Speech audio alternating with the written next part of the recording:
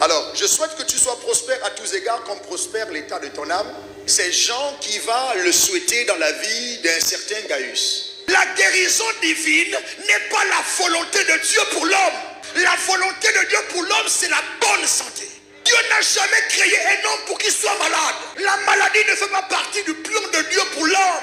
C'est quoi la guérison? La guérison, c'est une réaction dans le cœur de Dieu. En fait, l'amour a produit la guérison pour l'homme qui venait de pécher. Lorsqu'on parle de guérison, c'est qu'il y a la maladie.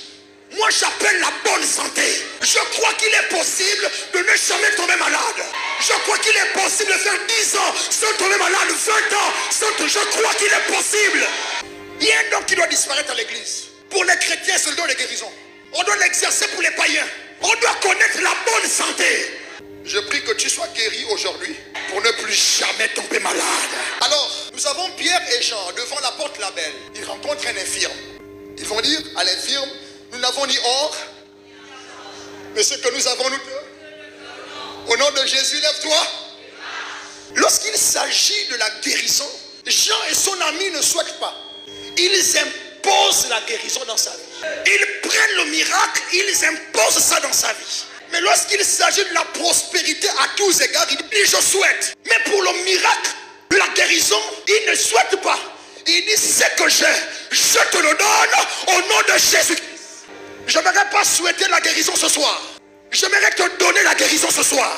Lorsqu'il s'agit de la guérison divine, nous ne sommes plus dans la dimension des souhaits. Le sous-thème que j'ai, c'est Dieu cherche un corps. Ce qui se passe sur la terre ne dépend pas de Dieu, mais dépend entièrement de l'homme. L'homme sans Dieu ne peut rien faire, mais Dieu sans l'homme ne fera rien. La créature la plus puissante sur la terre, c'est l'humain. La domination sur la terre n'a pas été donnée aux anges. La domination n'a pas été donnée aux démons. La domination n'a pas été donnée à Dieu sur la terre, mais à l'homme que Dieu a fait Dieu sur la terre. Je disais que hier la révélation nous met en mouvement et nous connecte à une autre dimension des réalités spirituelles. Lorsqu'il n'y a plus de révélation, c'est la mort qui s'ensuit. La révélation libère le peuple de Dieu et met le peuple de Dieu en mouvement. Où il n'y a plus de révélation, c'est le statu quo. On est autour de même chose. On connaît le début de la prédication du pasteur. On sait où il va terminer. Où il n'y a pas de révélation, le peuple s'ennuie. Où il n'y a pas de révélation, le peuple commence à se disperser. La révélation nous permet d'apprécier Dieu différemment. C'est quoi la révélation? C'est Dieu qui décide de se révéler autrement. C'est le même Dieu, mais qui nous amène à une autre dimension, une autre compréhension de sa personne. Genèse chapitre 1er, verset 26. Puis Dieu dit, faisons l'homme à notre image, selon notre ressemblance, et qu'il domine. Quelqu'un dit et qu'il domine. On dit ça bien, qu'il domine. Vous savez, tout ce qui va se passer après là, ça ne dépend pas du Saint-Esprit dans cette salle. Ça dépend de vous et de votre soif de ce Saint-Esprit ici. Le Saint-Esprit peut être là. La preuve, il s'est mouvé au-dessus des eaux. Mais il y avait toujours les ténèbres. Alors quelqu'un me dit, parle. La présence du Saint-Esprit dans l'église n'est pas le salut. Ah, qu'est-ce que tu es en train de dire? Le Saint-Esprit peut être là.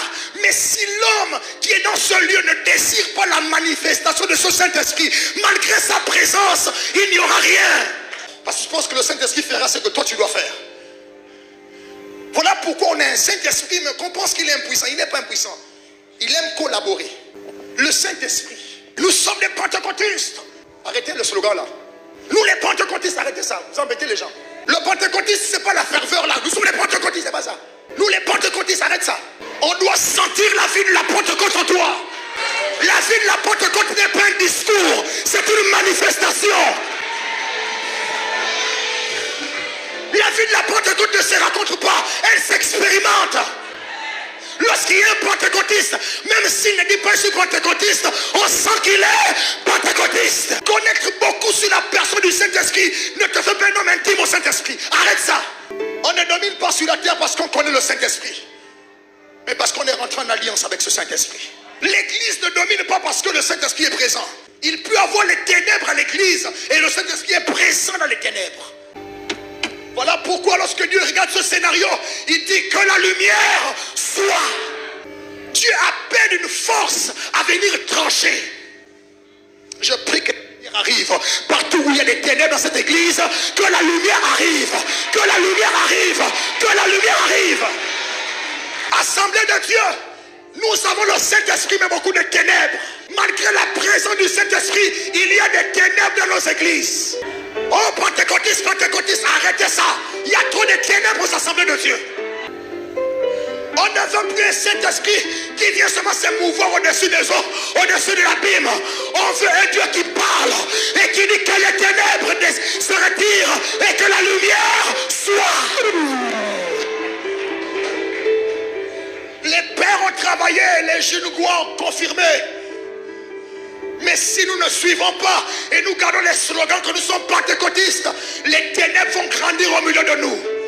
L'Éternel Dieu forma l'homme de la poussière de la terre. Il souffla, quelqu'un dit il souffla. Ma prière c'est que Dieu souffle ce soir. Il souffla dans ses narines un souffle de vie. Quelqu'un dit souffle de vie. À ce moment l'homme devint un être vivant. Il n'y a pas la vie si l'Esprit de Dieu ne souffle pas. Dieu a formé un homme de la poussière de la terre. Il a donné à l'homme le corps de poussière. Quelqu'un dit le corps de poussière. Dis-moi le corps de poussière. Retenez que tout ce que Dieu donne en premier a une valeur absolue. Tout ce que Dieu donne en premier a une valeur absolue. Avant de souffler, il a formé le corps. Quelqu'un dit former le corps. La dimension du corps, c'est la dimension naturelle, physique. La dimension du souffle, c'est la dimension spirituelle. En fait, Dieu, en Genèse, il crée un homme avec deux dimensions. La dimension naturelle et la dimension spirituelle. Il crée un homme exposé à deux vérités. La vérité spirituelle et la vérité naturelle. En fait, on doit activer et cultiver la vie de l'esprit au milieu de nous sans négliger la santé du corps. Est-ce que vous me permettez de rectifier un message que de mon point de vue que je trouve inapproprié dans le corps de Christ? Que le plus important c'est l'esprit. C'est ton homme spirituel. N'entretient pas le corps.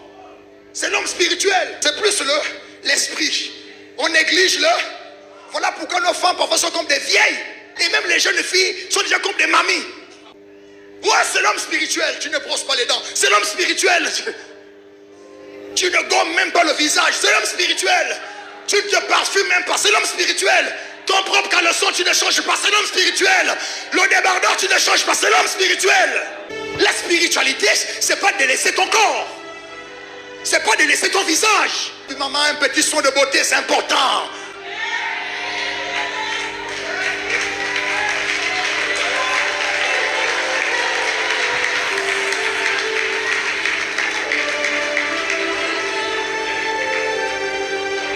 Lorsqu'une femme est naturellement belle, elle attire. Vrai ou faux? J'ai même vu que c'est à l'église qu'on se néglige. On s'habille bien pour aller rencontrer le ministre, mais on s'habille de manière négligée pour rencontrer Dieu.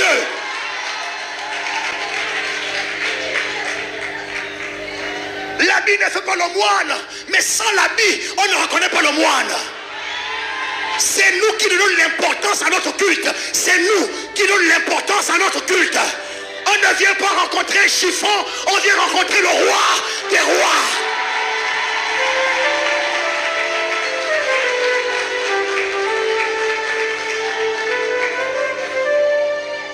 Tu dois faire des efforts. Comme tu fais des efforts pour rencontrer le ministre.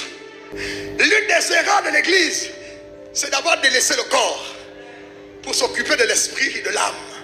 C'est bien, mais il est temps de considérer le corps. Le corps est le véhicule qui transporte la puissance de Dieu. Si tu ne prends pas soin de ton corps, tu vas mourir avec tes prophéties. Les mêmes prophéties, il va donner ça à d'autres personnes. Dieu parle beaucoup. Si tu ne veux pas être en phase avec la prophétie qui concerne ta vie, il va la donner à une autre personne. Donc on peut avoir même un grand appel et mourir jeune, de manière prématurée. Ce ne sont pas les hommes qui manquent sur la terre. Si je décide de vivre comme je veux sans Dieu, Dieu prendra quelqu'un d'autre pour vivre à ma place pour lui. Ne néglige pas ton corps. L'apparence, même la façon de mettre le foulard.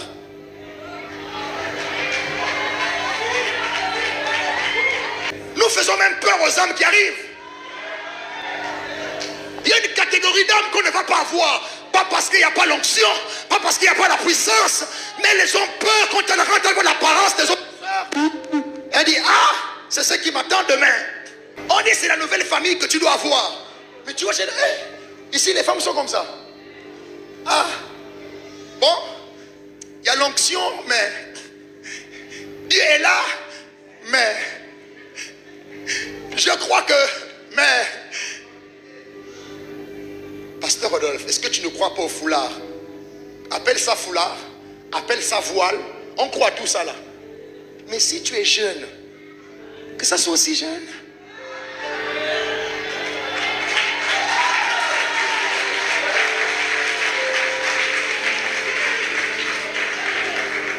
Quelqu'un dit le corps. Tu dois respecter ton corps. Je dirais qu'un démon sans corps de poussière n'est pas légal sur la terre. Dieu sans corps de poussière n'est pas légal sur la terre. Pour qu'un démon devienne légal sur la terre, il a besoin d'un corps de poussière. Pour que Dieu devienne légal sur la terre, il a besoin d'un corps. Voilà pourquoi Jésus a dit: oh Père, tu m'as formé un corps pour faire ta volonté. Sans le corps, Jésus ne peut pas faire la volonté de son Père. Voilà pourquoi Esaïe va dire: un enfant vous est né, un fils vous est donné. L'enfant qui est né, c'est le corps. Le fils qui est donné, c'est l'esprit dans le corps. À cause de sa naissance, Jésus est devenu légal sur la terre. Pourquoi Jésus a le droit de régner sur la terre? Parce qu'il est de la terre. On ne peut pas régner sur la terre si on n'est pas de la terre. La terre n'a pas été donnée aux anges. La terre a été donnée aux hommes.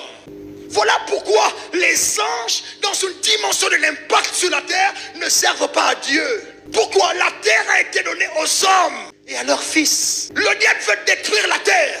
Mais pour détruire la terre, il lui faut un corps. Le diable veut détruire l'église. Pour détruire l'église, il lui faut un corps. L'église qui maximise sur la spiritualité de l'esprit et qui néglige la santé du corps n'aura pas d'impact dans le long terme. Il dit à Gaius: il faut que tu sois en bonne santé. Dieu cherche un corps, mais pas un corps malade. Un homme malade ne peut pas être utile à Dieu dans le long terme. Lorsqu'on est malade, on est allongé. On ne peut pas évangéliser. L'église doit comprendre l'importance d'être en bonne santé. L'église doit comprendre l'importance de traiter bien le corps. L'église doit repartir au sport.